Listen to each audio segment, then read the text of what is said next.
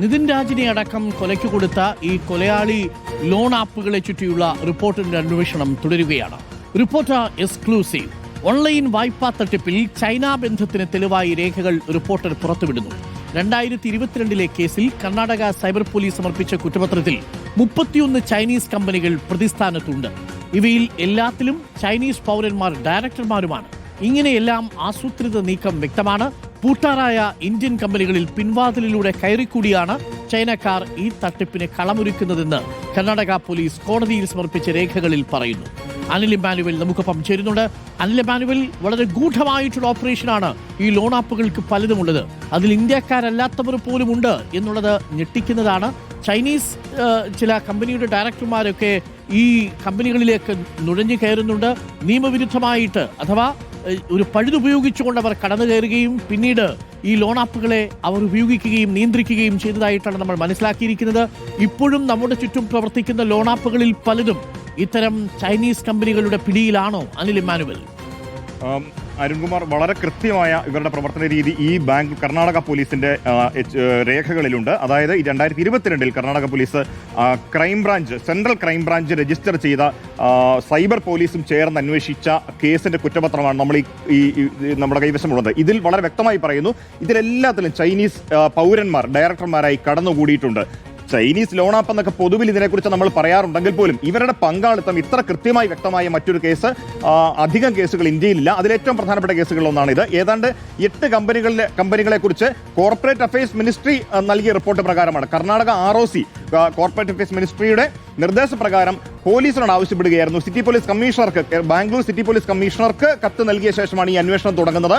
അതിലാണ്ട് 8 കമ്പനികളിലായി 31 പേര് പ്രതികളാണുള്ളത്. ഇവരിൽ ഏതാണ്ട് പകുതിയിലേറെ പേരും ചൈനീസ് പൗരന്മാരാണ്. ഇവരുടെ പ്രവർത്തന രീതി ചുരുക്കത്തിൽ എന്ന് പറയുകയാണെങ്കിൽ നമുക്ക് വളരെ വ്യക്തമാവും. അതായത് ഇന്ത്യയിലെ ROCകളിൽ, രജിസ്ട്രാർ ഓഫ് കമ്പനീസിൽ രജിസ്റ്റർ ചെയ്തിട്ടുള്ള കമ്പനികളിൽ പൂട്ടാറായതോ അല്ലെങ്കിൽ നിർജ്ജീവമായതോ ആയ കമ്പനികളെ ഇവർ ഐഡന്റിഫൈ ചെയ്യുകയാണ് ആദ്യം ചെയ്യുക. അതിനുശേഷം അതിലെ ഡയറക്ടർമാരെ നീക്കിക്കൊണ്ട് ഇവരുടെ ഡയറക്ടർമാർ കടന്നു കയറുന്നു. അതിന് പ്രോപ്പർ രജിസ്ട്രേഷൻ ഉണ്ടാവില്ല.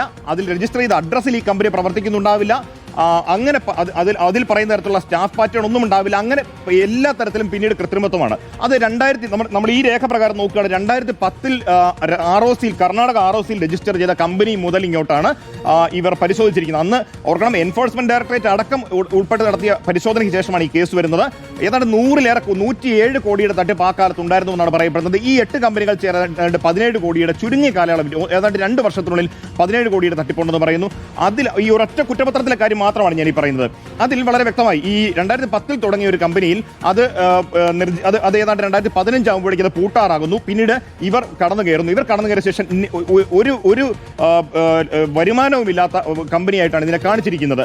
നിൽ പ്രോഫിറ്റ് ആണ് കാണിച്ചിരിക്കുന്നത്. അതുപോലെ തന്നെ മറ്റ് 7 കമ്പനികളുടെ കീഴിലായി ഒട്ടേറെ ആപ്ലിക്കേഷൻസ് ഉണ്ട്. ഇത് 8 കമ്പനികൾ, ബുൾഫിഞ്ച് എന്ന് പറഞ്ഞു തുടങ്ങുന്ന ഈ ചാർജ് ഷീറ്റിൽ ആദ്യം പറയുന്നത് Bullfinch, Shinebay technologies India private limited, അങ്ങനെ തുടങ്ങി ഒരു 8 കമ്പനികളുടെ പേരാണ് പറയുന്നത്. Reusing technologies private limited, Pentium waves hitech private limited എന്നിങ്ങനെ 8 കമ്പനികൾ. ഇവരുടെ കീഴിൽ ഒട്ടേറെ ആപ്ലിക്കേഷൻസ് ഉണ്ട്. ഇതെല്ലാം നടത്തുന്ന 31 ഡയറക്ടർമാർ, ഇതിൽ മലയാളികളും ഉണ്ടെന്നുള്ളതാണ് വളരെ പ്രധാനപ്പെട്ട കാര്യം. അവരുടെ വിവരങ്ങൾ നമുക്ക് അടുത്ത ദിവസങ്ങളിൽ വിവരങ്ങൾ സഹിതം നമുക്ക് പുറത്തുവിടാം. അരുൺ, വളരെ പ്രധാനപ്പെട്ട വിവരമാണ്. ഈ ലോൺ ആപ്പുകളുടെ തലപ്പത്തേക്ക് എങ്ങനെയാണ് ചൈനീസ് ഡയറക്ടർ ബോർഡ് അംഗങ്ങൾ നുഴഞ്ഞു കയറുന്നത് എന്നുള്ളതിന്റെ വിവരങ്ങൾ കൂടിയാണ്. അപ്പോൾ നമ്മുടെ നാട്ടിലുള്ളത് മാത്രമല്ല, പുറത്തിരുന്നും നമ്മളുടെ മനുഷ്യരെ കൊലയ്ക്ക് കൊടുക്കുന്ന ഈ ലോൺ ആപ്പിന്റെ തലപ്പത്തിരുന്ന് ചിലർ ചരട് വലിക്കുന്നുണ്ട് എന്നുള്ളതാണ് ഇപ്പോൾ അനിൽ ഇമ്മാനുവൽ റിപ്പോർട്ട് ചെയ്തതിലൂടെ വ്യക്തമാവുന്നത്.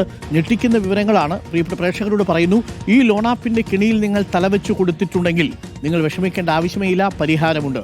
വിഷ്ണുവിനോട് എവിടെയെങ്കിലും ഇരുന്ന് ഈ പരിപാടി നിങ്ങൾ കാണുന്നുണ്ടെങ്കിൽ, വിഷ്ണു നിങ്ങൾ തിരിച്ചു വന്നോളൂ വടകരയിലേക്ക്, ഒരു ബുദ്ധിമുട്ടുമില്ല, നിങ്ങളുടെ ഫോട്ടോ എടുത്ത് സുഹൃത്തുക്കൾക്ക് അയച്ചു കൊടുക്കും എന്നല്ലേ ഉള്ളൂ. അതിനുള്ള പരിഹാരം നമ്മൾ കണ്ടിട്ടുണ്ട്. വരുന്ന ദിവസങ്ങളിൽ അത് പ്രേക്ഷകരിലേക്ക് നമ്മൾ എത്തിക്കുകയും ചെയ്യാം. അപ്പോൾ അനിൽ ഇമ്മാനുവലിൻ്റെ ഈ വളരെ പ്രധാനപ്പെട്ട ഈ വിവരം അതെല്ലാ പ്രേക്ഷകരിലേക്കും എത്തിക്കുന്നു.